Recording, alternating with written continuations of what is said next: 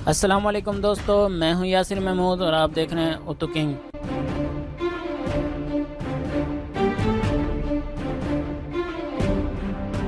वादी हंजा। दोस्तों, अगर आप पाकिस्तान में रहते हैं या मुल्क के बारे में कुछ भी पढ़ चुके हैं तो यकीनी तौर पर आप वादी हंजा के बारे में जानते होंगे। दोस्तों, वादी हंजा में बहुत सी खूबसूरत साइट्स हैं, जिनमें पहले नंबर पे है पासुकौन। पासुकौन कैथेड्रल फन का कुदरती काम है और पाकिस्तान में काबिल कदर मनाजिर है। अगरचे पासु गाँव में रातों रात रहने की इजाज़त नहीं है, लेकिन कलीमत गाँव से शुरू होकर शंख दूर दूर से दिखाई देता है। कैथेड्रल का सबसे मशहूर नज़ारा शायर कराम से है। गिलगित शहर से 1 घंटे की दूरी पर तकरीबन वाक़या है। नंबर 2 पर है अताबाद झील। ऐसी झील जो हकीकी नहीं लगती, यहाँ तक कि जब आप इसके सामने खड़े होंगे। इसके नीले रंग के फिरोजी पानी ने इसे पाकिस्तान की खूबसूरत जगह बना दिया है। नंबर 3 पर है ईगल का घोंसला। दोस्तों, ईगल का घोंसला एक ऐसी जगह है जहां पर लोग सूरज का खूबसूरत तरीन नज़ारा करने के लिए जाते हैं।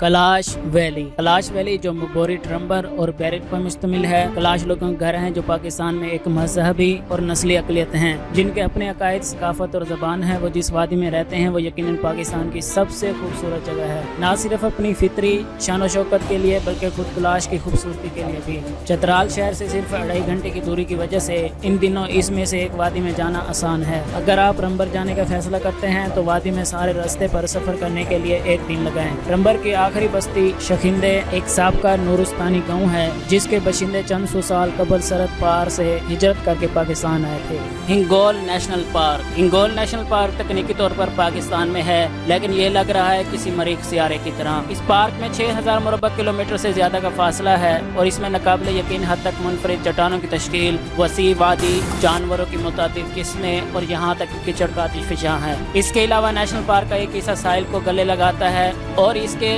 दूसरे तमाम असासों में समंदर शामिल हो जाता है। पाकिस्तान का सबसे ज्यादा आबादी वाला शहर हिंगोल कराची से सिर्फ 3.5 घंटे की दूरी पर है। हिंगोल नेशनल पार्क में रहने वाले लोगों के मकानात लकड़ी के बने हुए हैं और ये पहाड़ी के पहलू से चिमटे हुए हैं। वादी सवात। अगरचे इसका माजी करीब से गुजर चुका है, लेकिन वादी सवात का मौजूदा और मुस्तकबिल बहुत रोशन है। पाकिस्तान के सूबे खैबर पख्तूनख्वा की यह हैरत अंगेज वादी सीधे परियों की एक कहानी है। रोशन सब्ज खेतों, जंगलात, दिलकश देहात और नीले रंगों के पानी वाली नदियों को इतना वाज़ेह और रोशन ख्याल करें कि आप इनको हकीकी नहीं समझते होंगे।